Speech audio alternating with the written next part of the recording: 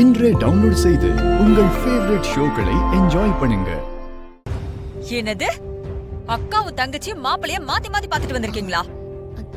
சித்தி, வர்ஷினி பார்த்த மாப்பிளைய அவளுக்கு ரொம்ப பிடிச்சிருக்கு. வர்ஷினி, இசை சொல்றது உண்மையா? நானே ஜாதக பொருத்தம் கரெக்டா இருக்கணுமேனு எல்லா கடவுளையும் வேண்டிட்டு இருக்கேன். நீ என்னடா புதுசா ஒரு பிரச்சனை கொண்டு வந்து நிறுத்திருக்க? இதை நான் போய் அவங்க கிட்ட சொல்ல முடியுமா? நீங்க 2 பேர் மாப்பிளை பாக்கணும்னு சொன்னதுக்கு அவங்க அவ்வளவு யோசிச்சாங்க. இதுல அக்காவுக்கு பாத்துருக்கிற மாப்பிளை தங்கச்சிக்கு பிடிச்சிருக்குன்னு நான் அவங்க கிட்ட எப்படி போய் சொல்லுவேன்? எனக்கு அவர்தான் பிடிச்சிருக்கு. முன்ன சித்தி சித்தி இருங்க இருங்க சித்தி, டென்ஷன் ஆகாதீங்க ப்ளீஸ். சித்தி, நான் வேணா ஒரு யோசனை சொல்லவா? உங்ககிட்ட அவரோட ஜாதகம் இருக்கா? யார் ஜாதகம்? அதான் சுபத்ராமாவோட மூத்த பையன் வர்ஷினிக்கு பிடிச்ச மாப்பிள, அவரோட ஜாதகம் இருக்கா? இருக்கு. வர்ஷினி ஜாதகத்தையும் அவரோட ஜாதகத்தையும் எடுத்துட்டு போய் நாமளே பொருத்தம் பார்த்தா என்ன? 2 பேருக்கும் பார்த்த உடனே பிடிச்ச மாதிரி ஜாதக பொருத்தமும் சரியா அமைஞ்சிட்டா அப்போ எல்லாமே சரியா நடக்கும்ல? வேணா சுபத்ராமா கிட்ட நானே பேசுறேன். அந்த அம்மா ரொம்ப நல்லவங்க, அவங்க புரிஞ்சுப்பாங்க. கண்டிப்பா ஜாதக பொருத்தம் சரியா இருந்தா ஒத்துப்பாங்க. நீ சொல்றதெல்லாம் கேட்க நல்லாதான் இருக்கு. ஒருவேளை ஜாதகம் பொருந்தலனா அப்ப என்ன பண்றது? எனக்கு பொருந்தோன்னு நம்பிக்கை இருக்கு சித்தி. இந்த கணக்கெல்லாம் அந்த கடவுள் கண்டிப்பா சரியாதான் போட்டு வச்சிருப்பாரு. அவ இது வரைக்கும் எதுக்காகவும் ஆசைப்பட்டதே இல்ல. எனக்கு நம்பிக்கை இருக்கு சித்தி, அவ ஆசைப்பட்ட வாழ்க்கை அவளுக்கு அமையும். என்ன சாமி, பொருத்தம் இருக்கா? ரொம்ப சிறப்பா இருக்குமா. பொதுவா 10 பொருத்தம் அமைறது ரொம்ப அபூர்வம். ஆனா இந்த 2 ஜாதகத்து இடையில 10 பொருத்தமும் சரியா பொருந்திருக்குமா. வர்ஷினி, சாமி, நீங்க நிஜமாதான் சொல்றீங்களா? 10 பொருத்தமும் அமைஞ்சிருக்கா?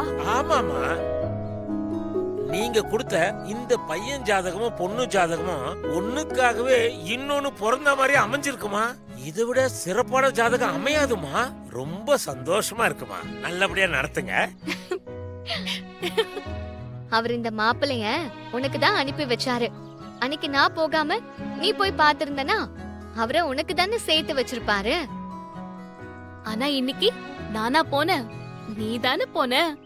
அதான் கடவுளோட வேலை. உனக்கு தானே அவரை பிடிச்சிருக்கு. அக்கா, உன்னை கேக்கவா? கேளு. உனக்கு ராகவ பிடிக்கலையா? ஏய், நான் தான் அவரை பார்க்கவே இல்லையே.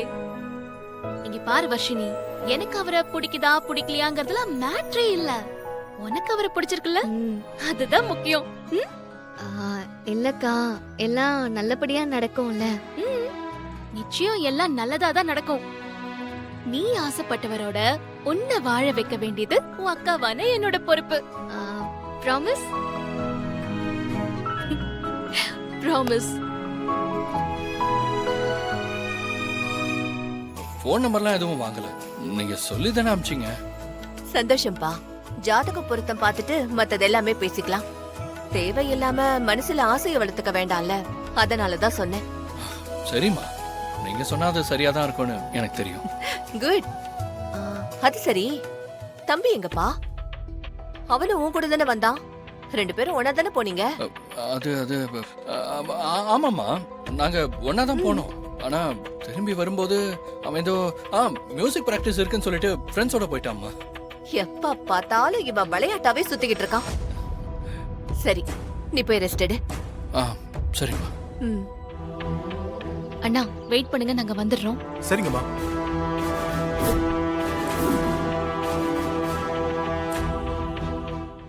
மேடம்,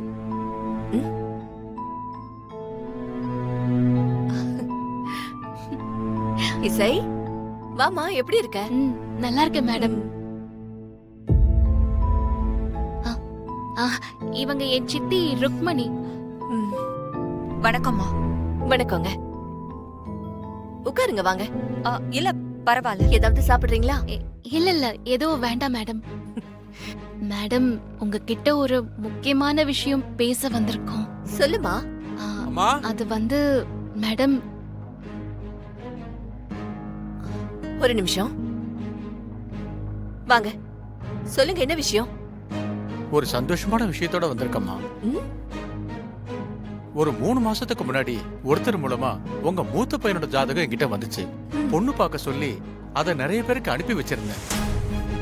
இப்போ கோயம்புத்தூர்ல இருந்து ஒரு பெரிய தொழிலதிபர், அவர் பொண்ணோட ஜாதகம் உங்க பையனோட ஜாதகத்தோட ரொம்ப பொருந்தி இருக்கு. அதான் இந்த நல்ல விஷயத்த உங்ககிட்ட சொல்லிட்டு போலான்னு வந்தேன். சந்தோஷங்க. மூத்த பையனுக்கு ரொம்ப நாளா பொண்ணு தேடிக்கிட்டு இருந்தோம். எதுவுமே அமையாம தள்ளிக்கிட்டே இருந்துச்சு. ஆனா சித்தானந்த சுவாமிகள் தான் என் குழப்பத்தை தீர்த்து வச்சாரு. அப்படியா? அவர் என்ன சொன்னாரு?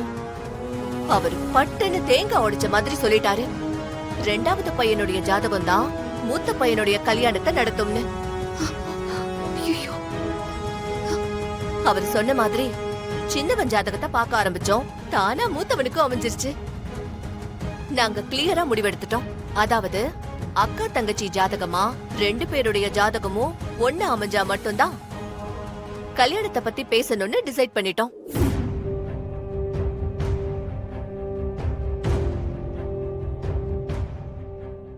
அதனால சின்னவனுக்கு கல்யாணம் நடந்தாதான் பெரியவனுக்கும் கல்யாணம் நடக்கும்.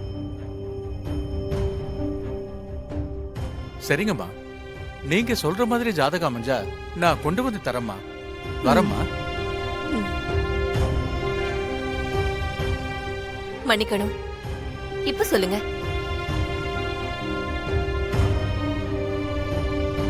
என்னம்மா இசை, ஏதோ சொல்லணும் தானே வந்தீங்க? ஒண்ணும் இல்லைங்க. 2 பொண்ணுங்களும் மாப்பிளைய பாக்கணும்னு சொன்னாங்க, பாத்துட்டாங்க. அதான் ஜாதகம் எப்ப பார்க்க போறீங்கன்னு கேட்டுட்டு போலான்னு வந்தோம். நாளைக்கு எங்க குடும்ப ஜோசியரை பார்க்க போறோம். 2 பேர் ஜாதகத்தையும் பார்த்துட்டு அப்புறமா உங்களுக்கு சொல்றோம்.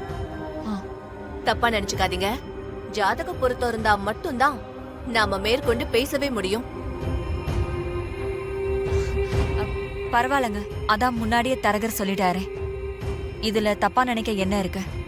நீங்க ஜாதகம் பார்த்துட்டு சொல்லுங்க, நாங்க அப்புறம் பாக்குறோம். போலாம் இசை, நாங்க போயிட்டு வரோம். இசை, வரோம்.